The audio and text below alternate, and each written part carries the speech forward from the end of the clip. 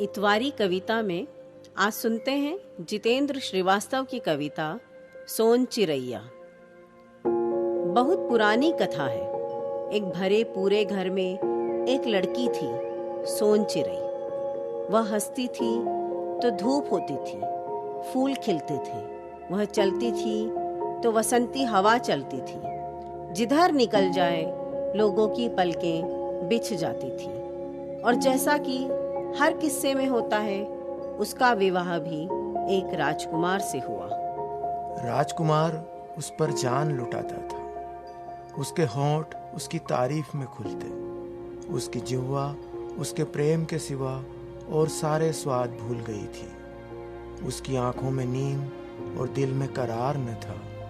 और ऐसे ही 2-4 बरस बीत गए। सोन चिरई की गोद न भरी, ननंद को भतीजा, सास को कुल का दिया, पति को पुरुषत्व का पुरस्कार न मिला।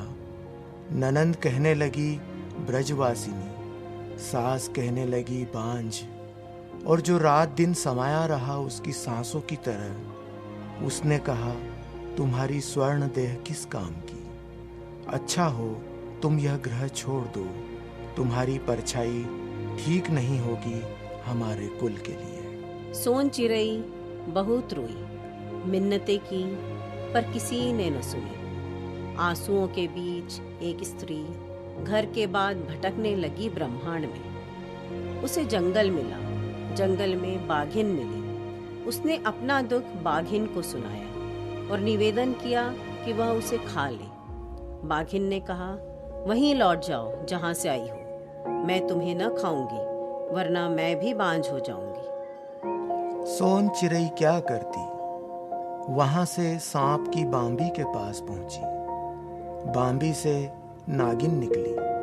नागिन ने उसका दुख सुना, फिर कहा लौट जाओ जहां से आई हो। मैं तुम्हें काट खाऊंगी तो बांझ हो जाऊंगी। सोन चिरई बहुत उदास हुई। फिर क्या करती।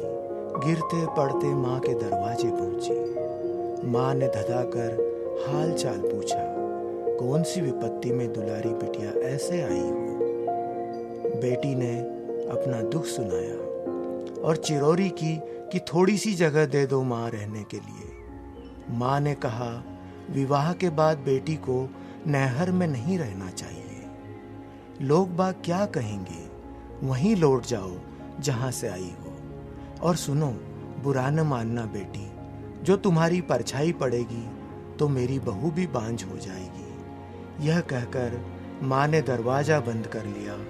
अब सोन चिरई क्या करती। उसने धरती से निवेदन किया, अब तुम ही शरण दो माँ, दुख सहा नहीं जाता। इन कदमों से अब चला नहीं जाता। जो लोग पलकों पर लिए चलते थे, मुझे उनके औसारे में इतनी जगह न बची मेरे लिए। अब कहाँ जाऊं तुम्हारी गोद के सिवा। धरती ने कहा, तुम्हारा दुख बड़ा है, लेकिन मैं क्या करूं। जहां से आई हो वहीं लौट जाओ। जो मैं तुमको अपनी गोद में रख लूंगी तो ऊसर हो जाऊंगी। और मित्रों, इसके आगे जो हुआ वह किसी किस्से में नहीं है। हुआ यह कि सब ओर से निराश हो सोन चिरई बैठ गई एक नदी के किनारे। एक दिन गुजरा, 2 दिन गुजरा, तीसरे दिन तीसरे पहर तक एक सजीला युवक प्यास से बेहाल नदी तट पर आ मिला। उसने सोन चिरई को देखा।